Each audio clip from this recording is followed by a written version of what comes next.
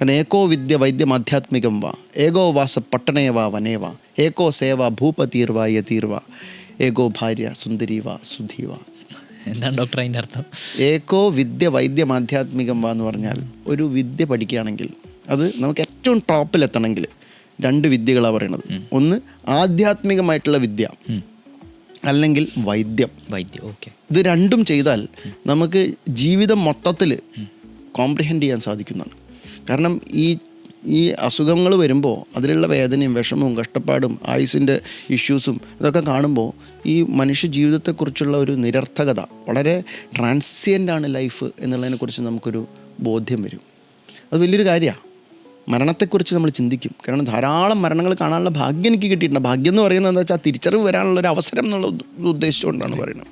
അപ്പോൾ ആ ഒരു ലെവലിൽ നമ്മൾ ചിന്തിക്കുമ്പോൾ ഒരു വിദ്യ പഠിക്കുകയാണെങ്കിൽ അത് വൈദ്യമായിരിക്കണം, അല്ലെങ്കിൽ അത് ആധ്യാത്മികമായിരിക്കണം. അപ്പം നമുക്ക് 2 രീതിയിലും നമുക്ക് ഉയരാൻ സാധിക്കുന്നുള്ളതാണ്. കംപ്ലീറ്റ് ആയിട്ട് നമുക്ക് ലൈഫ് ഒരു തുറന്ന പുസ്തകം പോലെ നമ്മൾ മുന്നിലിരിക്കുകയാണ്. എല്ലാം നമുക്ക് വ്യക്തമാവും. അപ്പോൾ നമ്മൾ ആത്മീയമായിട്ടും അല്ലാതെയും ശാരീരികമായിട്ടും ബുദ്ധിപരമായിട്ടും സാമൂഹ്യമായിട്ടും എല്ലാ തരത്തിലും നമ്മുടെ ഒരു അസ്തിത്വപരമായിട്ടൊക്കെ നമ്മൾ വളരെ അങ്ങോട്ട് ഉയരും. അത് വൈദ്യത്തിൽ അങ്ങനെ ഒരു കപ്പാസിറ്റി ഉണ്ട്, ഒരു പൊട്ടൻഷ്യൽ ഉണ്ട്. ആ പൊട്ടൻഷ്യൽ നമുക്ക് കിട്ടാൻ ഏറ്റവും നല്ല 2 വിദ്യകളാണ് ആധ്യാത്മികവും വൈദ്യവും. ഏകോ വിദ്യ വൈദ്യം ആധ്യാത്മികം വാ ഏകോ വാസ പട്ടണേ വാ വനേ വാ.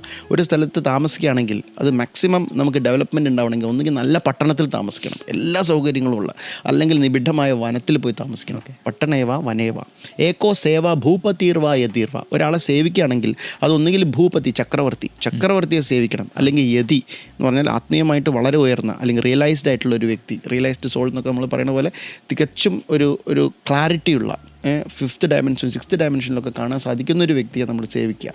അപ്പം ഏകോ സേവ ഭൂപതീർവ യതീർവ.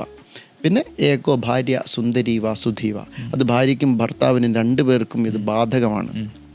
ഒന്നുകിൽ നല്ല ഒരു ഭർത്താവിന് ആവണമെന്നുണ്ടെങ്കിൽ അയാൾക്ക് നല്ല ബുദ്ധി വേണം, അല്ലെങ്കിൽ നല്ല പേഴ്സണാലിറ്റി ആയിരിക്കണം, ജെൻറ്റിൽമാൻ ആയിരിക്കണം, കാണുമ്പോൾ നല്ല ഒരു ഭംഗിയൊക്കെ തോന്നണം. ഒരു പെൺകുട്ടി ഒരു ഭാര്യയാണെങ്കിൽ അത് നല്ല ബുദ്ധിയുള്ളവളായിരിക്കണം, അല്ലെങ്കിൽ സൗന്ദര്യമുള്ളവളായിരിക്കണം. ഇത് 2 ഇല്ലാത്തവരെ കല്യാണം കഴിക്കരുതെന്ന് പറയും.